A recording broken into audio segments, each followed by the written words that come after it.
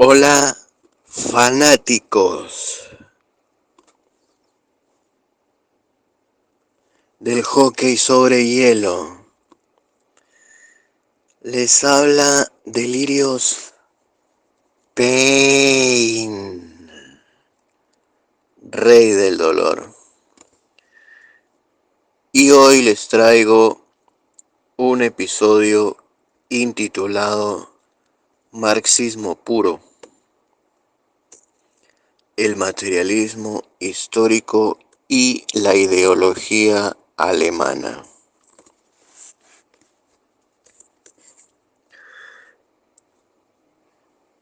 El siguiente texto expositorio o supositorio nos va a clarificar muchas cosas, pero hay que tomar en cuenta de que esto se trata de marxismo puro. Entonces vamos a estar siempre dentro del marxismo. ¿Por qué? Porque si uno se sale de ahí, entonces ya no entiendes nada. La cosa o el tema del asunto es permanecer siempre dentro. Pero hay una cosa, que hay que saber conducirse dentro, ya que esta filosofía es filosofía y a la vez es práctica. Y no solamente es pensar, sino que la mayoría del tiempo se van a estar hablando de cosas que existen y que deben ser de cierta manera. Entonces hay que tener cuidado y hay que conducirse con mucho cuidado dentro del esquema, es decir, dentro del marco teórico que vamos a analizar, que también es un marco práctico. Comenzamos. En la ideología alemana se nos ofrece fundamentalmente una comprensión materialista de la historia, que hará fortuna en la cultura occidental, o sea que llegará, en realidad, como vemos ahora, solamente está arraigada y ha crecido dentro de la cultura occidental, ¿no? También, o sea, por ejemplo, a China llegó con Mao un marxismo, pero ya no es marxismo. Eso está distorsionado. También aparecen en ella las bases de una nueva lucha por la emancipación, que Marx y Engels llamaban socialismo científico. Sin embargo, ambas cuestiones son diferenciables. La producción teórica de Marx surge en un contexto de lucha, de su lucha.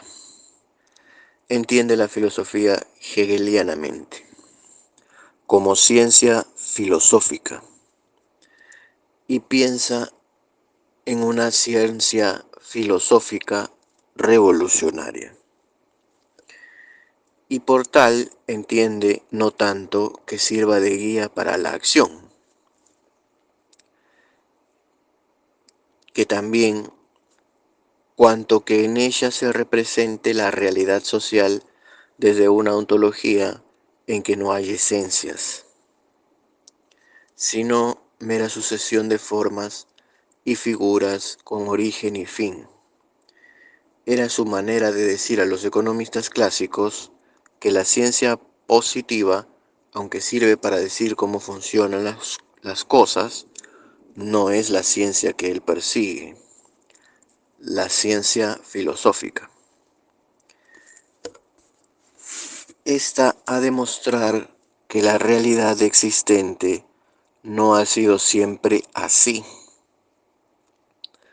ha devenido así, y llegará el día en que desaparecerá. Esa es para Marx la mejor aportación de la ciencia a la revolución, cuya primera formulación general nos ofrece en el prólogo. Bueno, miren, acá lo que va a pasar es esto. Claro, porque dice, ha devenido así y llegará el día en que desaparecerá, ¿no? ¿Qué cosa? La realidad existente, dice. ¿Y cuál es la realidad existente que vivimos hoy, que es la misma que vivió él?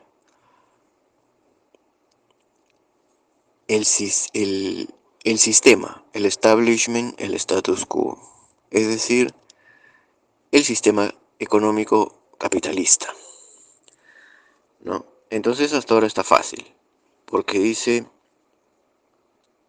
claro, la ciencia positiva, o sea, la ciencia metodológica, sirve para decir cómo funcionan las cosas, ¿no? Pero la ciencia positiva no sirve para darnos cuenta de que el estudio mismo es así, la misma ciencia ha devenido así, ¿no? Y en algún momento también desaparecerá. Es como las ciencias médicas, por ejemplo, ¿no? La medicina que descubre cosas no te dice, bueno, mire, este es el remedio o esta es la cura para su enfermedad, pero esta es la cura por ahora. Llegará el momento en el que esto ya no será la cura y habrá otra, ¿no? No te dice eso, ¿no? Te dice esta es la cura y no hay más, y tómalo, nada más, ¿no? Entonces, ¿qué cosa es lo único que nos puede hacer ver más allá de lo evidente, como decía Leono? Pues la filosofía. No hay otra ciencia. La filosofía también es una ciencia de ciencias. Es como decir el rey de reyes de las ciencias, ¿no? La ciencia de las ciencias. Y es por eso, ¿y por qué se dice esto? Bueno, justamente estamos viendo que Marx ha logrado hacernos ver que las mismas ciencias económicas que hoy tenemos, la misma economía, el mismo sistema económico también apareció en algún momento en un devenir histórico hegeliano y en algún momento desaparecerá también, ¿no? No es eterno.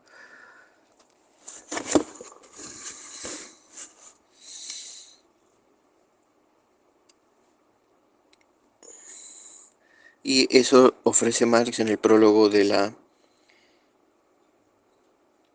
contribución a la crítica de la economía política, la ideología alemana. Bien, entonces continuamos.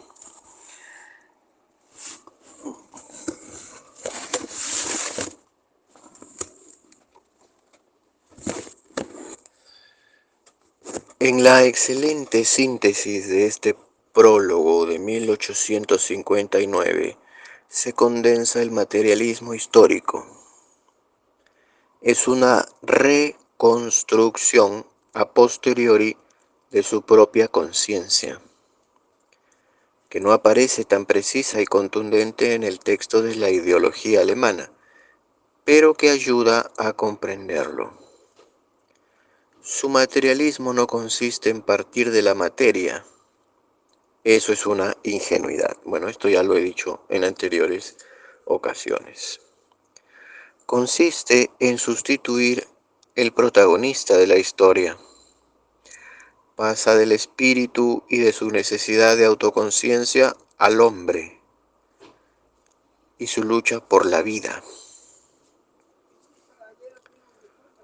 O sea, el espíritu hegeliano, ¿no? Y la necesidad de autoconciencia del hegelianismo. O sea, el fin último de la autoconciencia del hombre, la religión, el arte y la filosofía, ¿no? Pero Marx va a decir que no, que es la lucha, el hombre y su lucha por la vida. La vida humana hunde sus raíces en el barro de la historia. Es visible, pertenece a los individuos, que la hacen donde, cuando y como pueden, pero la hacen ellos. Por tanto, de aquí debe partir el pensamiento. Son los individuos reales, su acción y sus condiciones materiales de vida, tanto aquellas con que se han encontrado ya hechas, como las engendradas por su propia acción.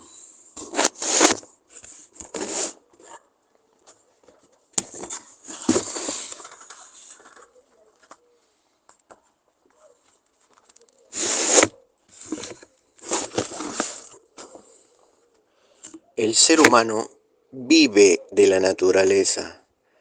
Esa es su determinación básica, constitutiva, y es igualmente fundamental. Y su diferencia específica, que en esa relación vital con la naturaleza, el hombre usa instrumentos construidos por él para posibilitar y facilitar ese metabolismo. Dicho tipo de relación con la naturaleza mediada por instrumentos es lo que llamamos trabajo.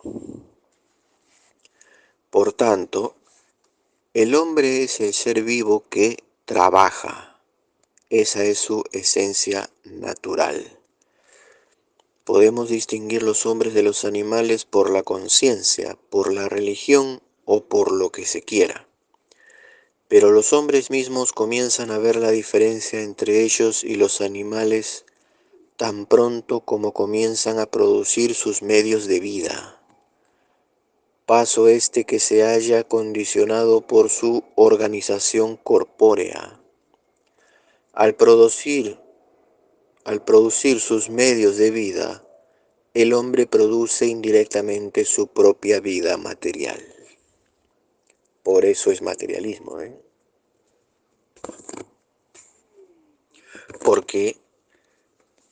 Porque el hombre necesita de la naturaleza. ¿Y qué es la naturaleza? La materia de su trabajo. Hombre sin naturaleza no existe. ¿Por qué? Porque para ser hombre tiene que estar vivo y tiene que trabajar, ¿no? Y luego ya vamos a ver, bueno, eso ya es más adelante, que con la plusvalía, todo, la esencia del hombre se le roba su esencia, ¿no? Pero por eso se le llama materialismo. ¿Por qué? Porque hay trabajo de hombre con materia de trabajo. Si hay hombre y no hay materia de trabajo, no hay nada. Si hay materia de trabajo y no hay hombre, tampoco hay nada. Tiene que estar los dos, el hombre y la materia de trabajo. Entonces sería lo mismo llamar hombre materialismo, o simplemente por eso se le dice materialismo, ¿no? O también podría ser hombrerismo, pero estamos hablando de lo mismo, ¿no? Seguimos. Todo el secreto del materialismo de Marx reside ahí. Sin saberlo, el recurso a los instrumentos mediadores va transformando su cuerpo físico y espiritual. Su ser no es otro, ni debe ni puede serlo, que el que se manifiesta en su modo de vida y en su manera de trabajar.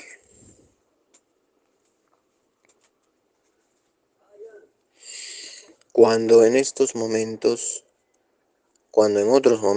se denomina al marxismo filosofía de la praxis, se quiere decir que todo ser, incluido el ser humano, es un producto de la praxis, del trabajo en particular y de su relación con la naturaleza en general, incluido el conocimiento, en definitiva, un modo de acción, un modo de vida.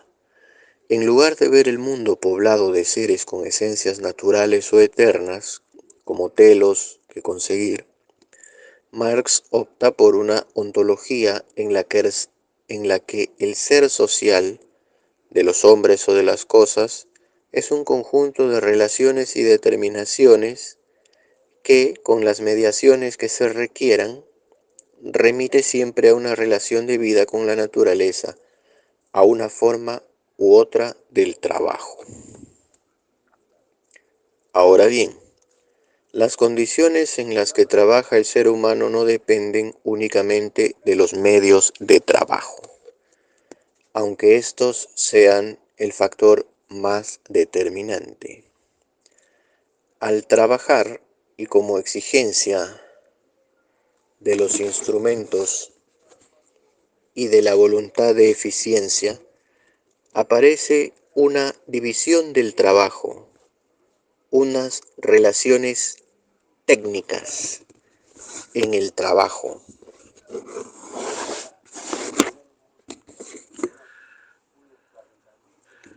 Unas relaciones técnicas en el trabajo. Estas relaciones, igual que los instrumentos, son cada vez más diversas, sofisticadas y complejas, pues no trabaja igual el artesano que el obrero en la producción fordista. Aparecen también otras formas de división social del trabajo, entre el hombre y la mujer, entre el campo y la ciudad, entre la agricultura, el comercio y la industria, etc. Y, como dice Marx, de la división del trabajo se derivan hasta las formas de la propiedad. Las diferentes fases de desarrollo de la división del trabajo son otras tantas formas distintas de la propiedad, o, dicho en otros términos, cada etapa de la división del trabajo determina también las relaciones de los individuos entre sí. En lo tocante al material, el instrumento y el producto del trabajo. Nótese que aquí de nuevo la propiedad privada no es el origen, sino el efecto de la división del trabajo. Una vez más, Marx pone las relaciones sociales Marx pone bajo las relaciones sociales una determinación más natural, más técnica, más material, aunque sin olvidar que también esas relaciones, incluida la división del trabajo, son un producto histórico de la praxis, del propio trabajo.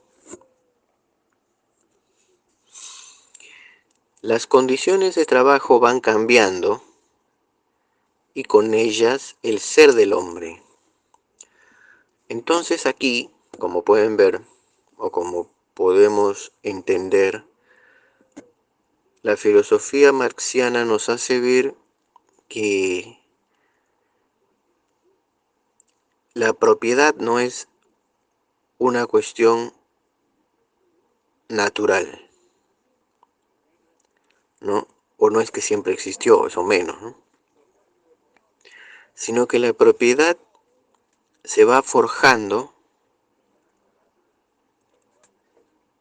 en unas relaciones sociales de producción a través de la historia en una forma, o sea, son producto de la división del trabajo, ¿no?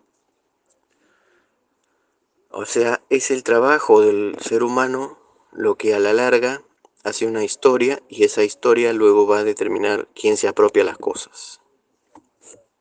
Y así hasta nuestros días, en los que hoy tenemos gente apropiada de los medios de producción, ¿no? Entonces, no es natural, sino que se forjó a través del tiempo, producto de las divisiones del trabajo que se fueron forjando a través del tiempo también. Entonces, las condiciones de trabajo van cambiando y con ellas el ser del hombre. De ellas derivan todas las demás relaciones y formas de vida, desde la propiedad al tipo de familia, de ciudad, de origen político, pasando por la organización de estas instituciones. Toda la historia de la humanidad se ve ahora en función del desarrollo de las fuerzas productivas.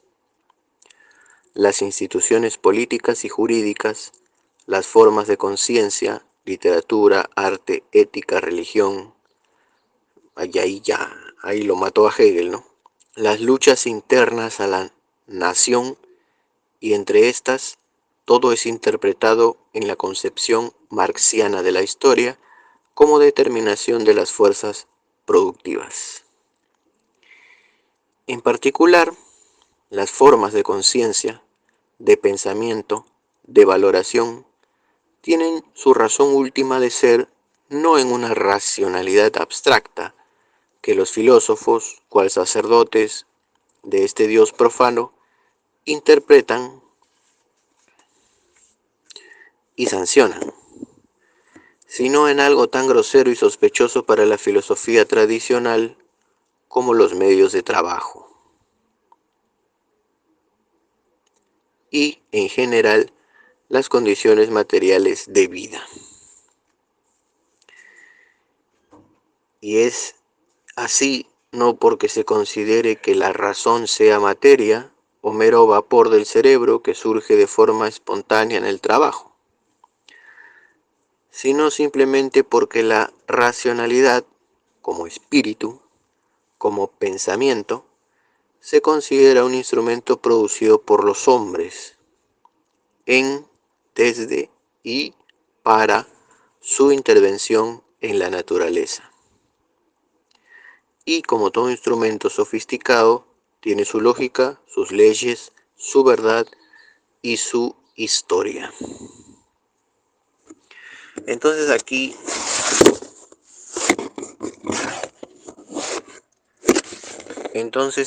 lo que vemos es una crítica a toda la filosofía, ¿no? Porque nos está diciendo que los filósofos han tomado, ¿no?, al mundo y han dicho, bueno, esto está aquí, esto está allá, y ellos interpretan y sancionan, dice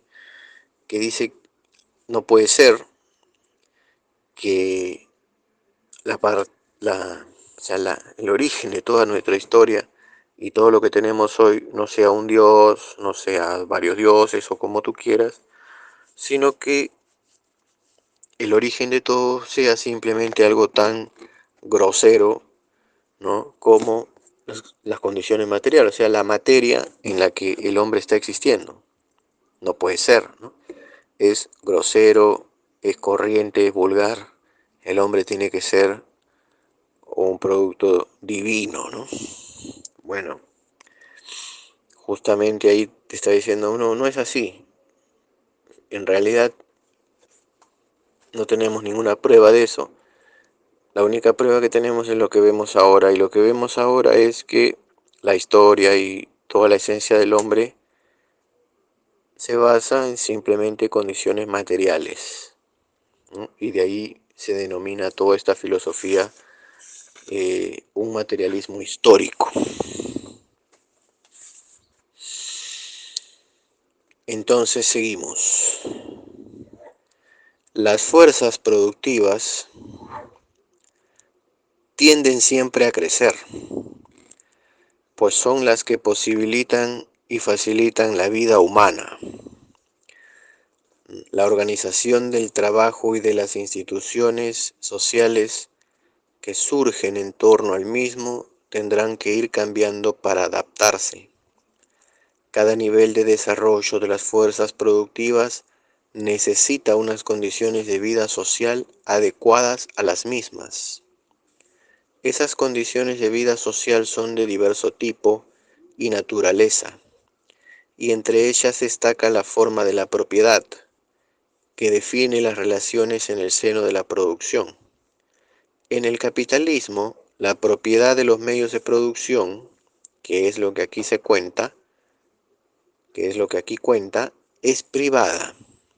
Los actores de la producción quedan así divididos en propietarios y asalariados. Y obviamente, no es lo mismo estar en uno u otro lado.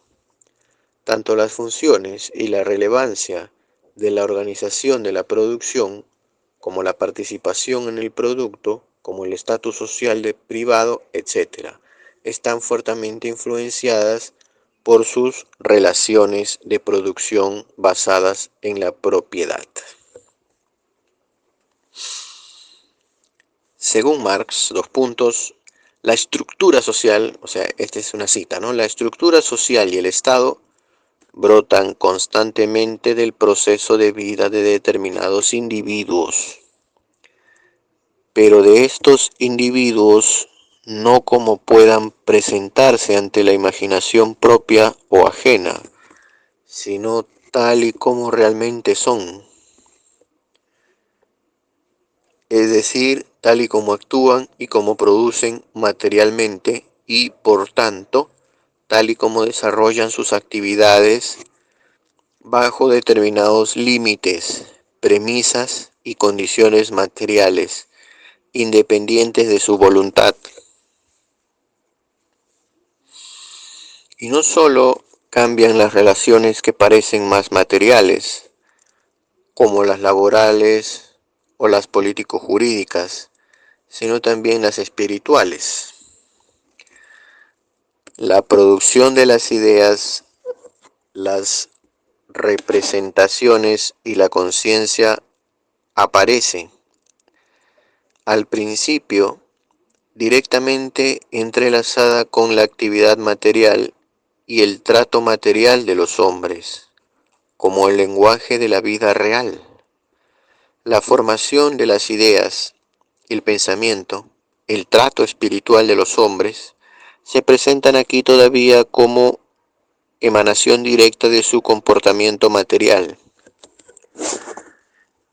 Y lo mismo ocurre con la producción espiritual, tal y como se manifiesta en el lenguaje de la política, de las leyes, de la moral, de la religión y de la metafísica, etc.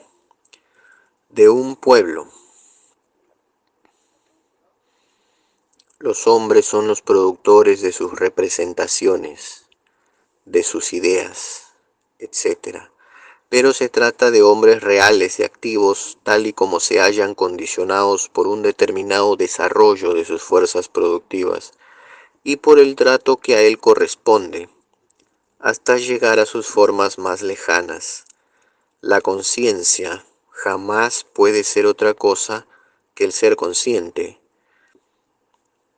y el ser de los hombres es su proceso de vida real.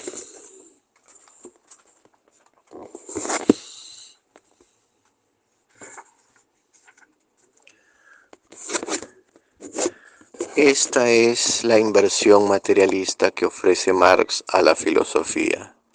Abandonar su hábito de ir del cielo a la tierra, de predicar a los hombres su concepto. ¿Qué deben ser y qué deben hacer? Para hacer el recorrido de la tierra al cielo, convirtiendo en su concepto de manera de ser real. Dicha inversión tiene un corolario de enorme importancia: la moral, la religión, la metafísica, cualquier ideología, cualquier forma de conciencia, incluso la política, el Estado, el derecho, pierden sustantividad, devienen menos efectos del movimiento de la producción, devienen en meros efectos del movimiento de la producción, una realidad exterior a ellos. ¿Y eso qué significa? Nada más y nada menos, a juicio de Marx, que esos campos de la realidad no tienen historia propia, es decir, no son comprensibles en sí mismos por una lógica inmanente a ellos, como suelen pensar la filosofía. La única realidad sustantiva con historia propia es la producción. Para conocer la evolución del derecho, la filosofía o la religión. Por tanto, hay que poner estos cambios en relación con los que producen en la esfera productiva de la que emanan. De esto yo ya había hablado antes en videos anteriores. Estos campos a los que se refiere, ¿no? Dice que pierden su sustantividad. ¿Por qué? Porque si estos campos no se piensan en una red de relaciones relativas, que es la dialéctica, ¿no? Si estos campos se piensan por separado, la política, la economía, el Estado, las instituciones y todo, si esto se piensa por separado, hay un error tremendo, porque estás viendo un campo, es como ver la tajada de una naranja y no ver toda la naranja para solucionar el problema. ¿Cómo se le llama esto? Una fetichización de un campo. Entonces lo que hay que ver es el sistema completo, la red completa. Al ver la red completa te das cuenta de dónde está el error, cambias el sistema por otro. Es decir, lo vuelvo a decir, ¿no? Se tiene que cambiar la esencia del sistema. La esencia del sistema capitalista, que es el incremento de la tasa de ganancia, se elimina y se reemplaza por el bienestar de la sociedad. ¿Qué tiene que ver con esto? La libertad.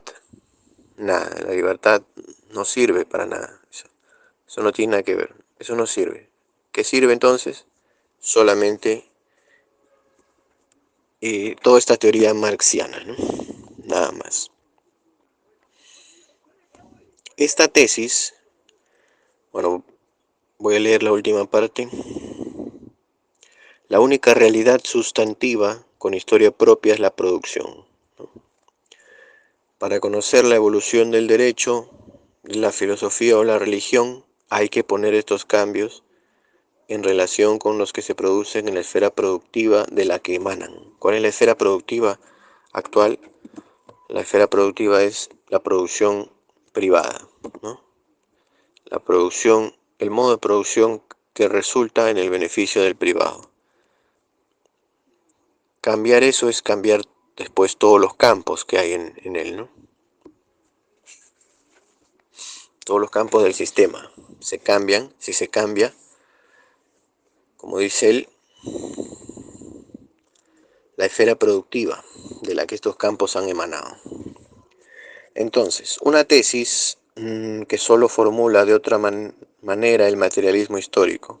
Esta tesis, que solo formula de otra manera el materialismo histórico, es una de las más discutidas. Sin duda porque resta privilegios al sujeto pensante. Esa idea de nosotros mismos que nos permite pensarnos libres, juzgarnos como seres morales, considerar nuestras creaciones intelectuales o artísticas como nuestras, etc. El texto de Marx es contundente. Dice: no es la conciencia la que determina la vida, sino la vida la que determina la conciencia. Desde el primer punto de vista, se parte de la conciencia como si fuera un individuo viviente. Desde el segundo punto de vista, que es el que corresponde a la vida real, se parte del mismo individuo real viviente y se considera la conciencia solamente como su conciencia. Tampoco ha gustado esta tesis a los filósofos, que han tendido a ver en ella un anuncio del fin deseable de la filosofía, una vez más a manos de la ciencia. Allí donde termina la especulación en la vida real, comienza también la ciencia real y positiva, la exposición de la acción práctica del proceso práctico de desarrollo de los hombres. Terminan allí las frases sobre la conciencia y pasa a ocupar su sitio el saber real. Entonces Marx es como un filósofo que le dice a todos los filósofos: ustedes han pensado mal todo el tiempo porque están pensando desde la conciencia a la vida. Y en realidad lo que hay que pensar es desde la vida a la conciencia, pero no cualquier vida, la vida con materia de trabajo, la vida del hombre con materia de trabajo, no la vida de algún dios, algún mito, sino del hombre con materia de trabajo. Por eso es que Marx es único, es un filósofo que no tiene antecedente y no, posiblemente después de él tampoco haya nada, ¿no? No hay quien le siga la punta, porque es único. Bueno, por algo es el mejor filósofo de la historia, ¿no?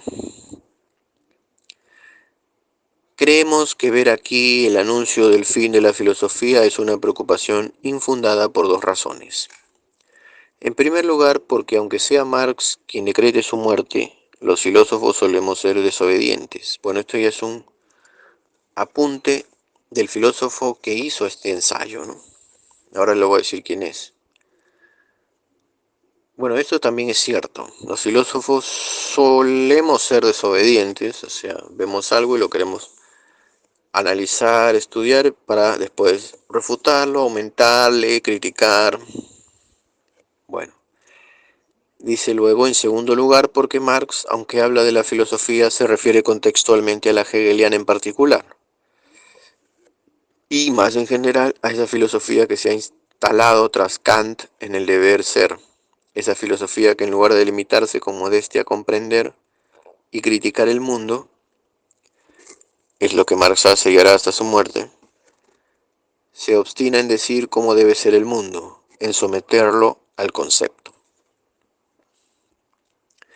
Bueno, en realidad Marx sí dijo cómo debe ser el mundo en su manifiesto, ¿no? Pero en realidad esa no es la parte más importante de su filosofía. La parte importante, y yo diría única, de su filosofía es la desfenomenologización de la economía, en la que nos muestra que la economía abarca o subsume todo el trabajo de hombre con naturaleza. Por lo tanto, en realidad lo que está haciendo es una desfenomenologización de todo cuanto existe, ¿no? Otra cosa de la filosofía de Marx también es que va a llegar el momento en que se va a acabar. En cambio, una filosofía como los antiguos griegos, como la hegeliana, como la cartesiana, como la kantiana, ¿no? La aristotélico-tomista, esas filosofías no van a terminar nunca, no tienen fin. En cambio, la marxiana sí. ¿Por qué? Porque cuando se acabe el capitalismo ya se acabó, ¿no? Ya se acabó el marxismo. Y ya pasaríamos a otra cosa.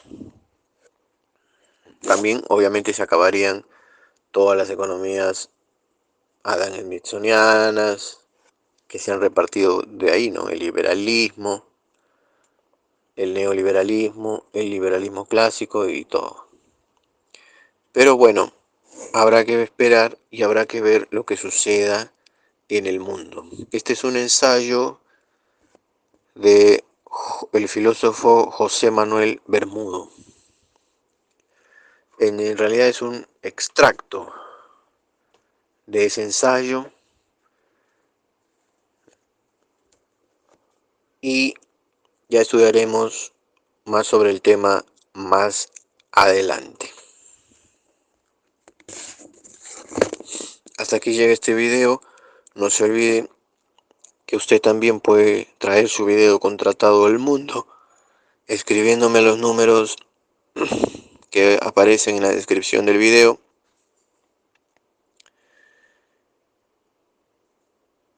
o enviándome también puede colaborar con el canal, la creación de más contenidos para el canal, enviándome un yape al número que aparece también abajo en la descripción del video. Eso es todo.